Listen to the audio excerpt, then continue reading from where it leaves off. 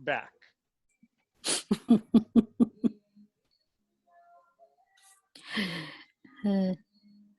This is nice. Hmm.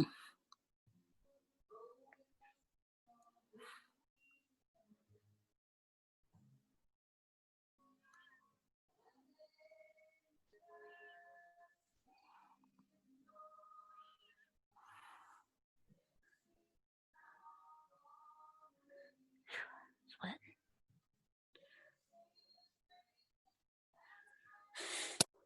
Unplug while I'm on hold.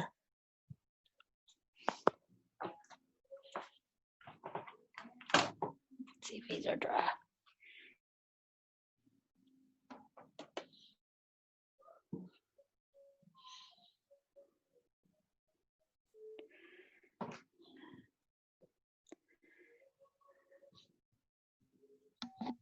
Welcome back. Yeah. Thank you. So, this is Aaron's opinion. As I always like to say, you can get this podcast almost anywhere you get a podcast on YouTube. Follow us on Twitter, Facebook, or Patreon.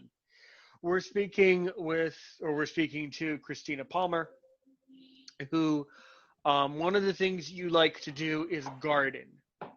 Yes. I love that and Braille. Okay, so can you go into detail about your interest in gardening and the things you do? Okay, well, my interest come about when I was younger. I would help my grandma and my mom garden when I could see, help them dig the holes and plant the annuals like petunias and all the other different ones, petunias, all the different marigolds and snapdragons, all the pretty ones to give color. And then it went on that we were here, and my grandma, she wanted me to take care of her garden after she passed away from cancer. So I said, okay, that was my promise to her. So I've been taking care of her flowers and also get one or two here and there and plant them and just taking care of the garden. I dig the holes, I plant the flowers, I mix up the fertilizer for them if they need it, put in new dirt, pull weeds, trim, put borders around the garden, everything that a sighted person does, I do. Well, that's excellent. And have you found any blind gardening groups on Facebook? Maybe a group on Facebook for other people who are blind who also enjoy gardening. There's one or two. I actually have one myself that I made. But there's one for Hadley, and there's another one that I'm on. Hadley Growers, I think it is, and then there's another one, but I can't remember the name. And then mine is Hands on Leaves. Is the one I started. Ooh, Hands on Leaves. Yeah, I'm the one that made the name. That's a great name, Hands on Leaves. That's cool. Yeah, that's cool. So, can you talk in detail about that group? Okay, that group. It's I've started it. It's been open for about a year, maybe, maybe a little bit less or more. And I go on and I write. First, it started in the winter months, which, house plants and all that. And I have house plants too. So I would just go and talk about the different house plants in description. Is how it got started. And then I went from that and then went exploring. I've done, one live video on there. Can't see much because where I'm doing the video and I'm learning that too. And just talking about pulling the weeds and different things. And then if Somebody wants to post something on there, like a video or a podcast they find, they can. That's a member. And they have the link on there and they join, and they can request, or a lot of them's my friends that I've added or asked to be a member. I've wrote the description up and I named it, and I haven't posted in quite a while because I've been busy with Braille and everything else. But I usually go in and write a little something. Do you have questions or just whatever? And if anybody wants to write back, they do. Sometimes it's busy and sometimes it's not. But I have more than just that one group. I have my main group is for all blindness related, and people that can see can come on there and be members too. Oh, okay. And I run three different groups myself. All right. Well, you know what? I would, if you wouldn't mind, I would certainly like more information. I would like to be a member of those groups. I try to connect and try to have as big of a connection with as many blind people around the world as possible. So, well, sure, yeah, I can share them to the platform we're talking on right now, the WhatsApp, to you. I can share it to that. Yeah. Let's do that. We'll just do it there's a much faster way to do that. Okay. We can deal with that when we aren't recording. I don't want people to. Okay. Well, I mean, in this day and age, you can't hide from anyone. But I don't want to encourage more people to start tracking me down. But we'll connect. Okay. I always try to I always try to be in as many blindness related groups as possible. I've met a lot. I've met a lot of people from around the world. Do you have anyone in any of your groups who's Yes. an international? I got people. That's my first group. It's called International Betty Gail Hope. I have people from Africa. International what? Betty Gail Hope. I'm sorry. I don't know what that means. I should know what that means. I don't know what you mean by that. International is everybody. Right. Yes. No. Got that. But then the second word you said. Betty is my grandma's name. And Gail is my mom's middle name, and Hope's my middle name. Oh, okay. Okay. So it's a international group. Right. For blindness. For that. Cool. For all different types of blindness.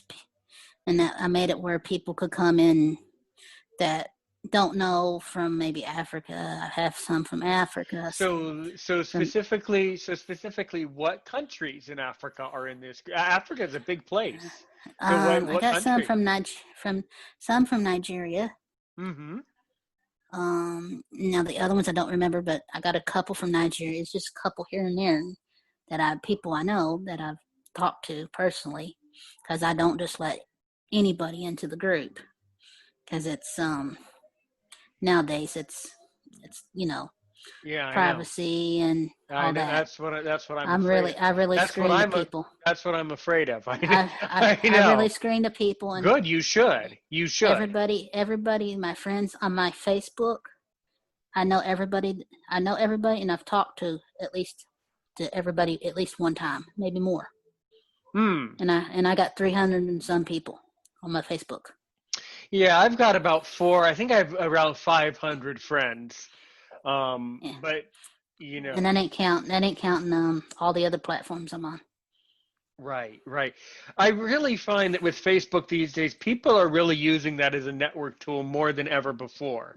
Yes, since the COVID hit, yes. And people are really turning to do these lives in groups, and it's a really good way to communicate with people. And I think I'm noticing more and more and more activity on Facebook than ever before. More lives, more rooms, more messaging. Yeah, the rooms are great. I've been in a couple of those. Which I guess is basically, it's just it's a room. Well, I'll tell you what a room is, because I've been in one. The room, a messenger, you have your friends, and you can make this on Facebook, but it's through Facebook and Messenger, because they're combined. And you make your room, you take yourself and you invite maybe one or two or three of your friends, and then they can share it to one or two or three of their friends, and you just talk about stuff. Like the one it was that I was in, it was cars, because I like cars. Um, and then the other one was just me, just experimenting with another friend.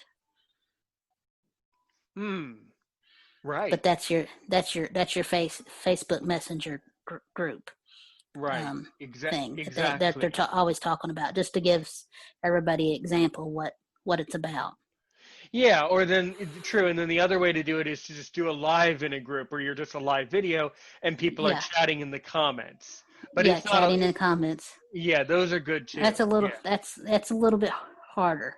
It's for the person that's a little more tech savvy than the first time comers. Is the messenger room is a lot better. It's a more simple way to meet. Mm-hmm. That, or even FaceTime. If you Yeah, have an or iPhone, if everybody has like an iPhone, your friends, and you can yeah, all or if come they together and have a FaceTime call.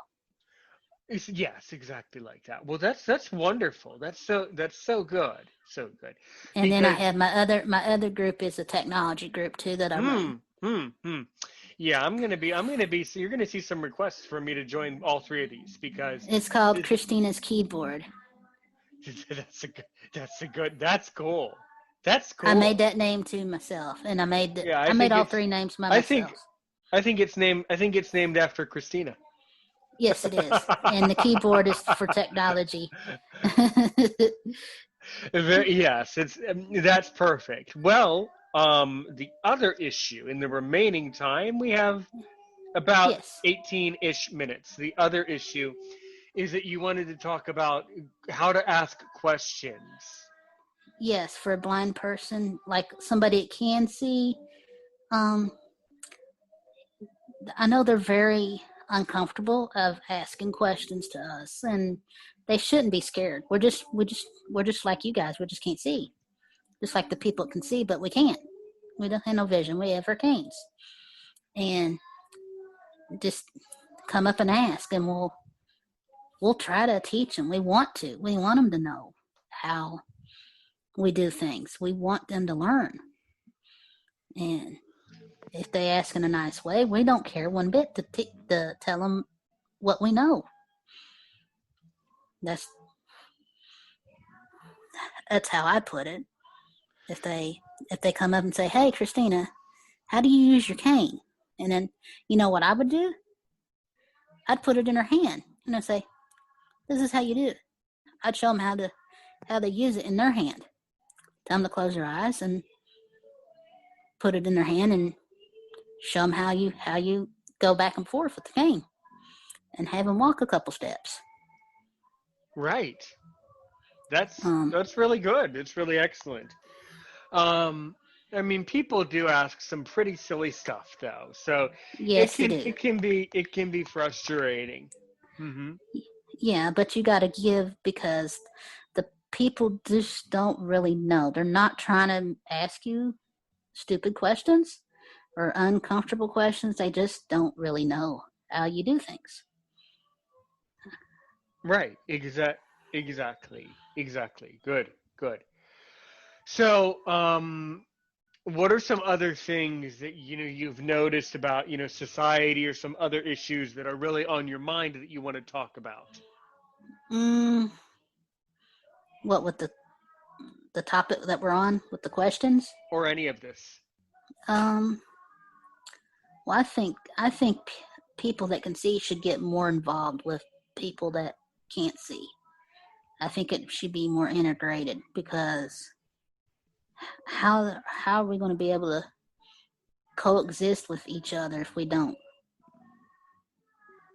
That's what I've learned through the time I've been sighted and the time I've been going blind. Yeah. See, Because for I didn't me, know before. I didn't know nothing about blindness or canes or braille or anything. I had to learn. I think it should be at least somebody to learn a little bit of something. That way they can That way it'd be better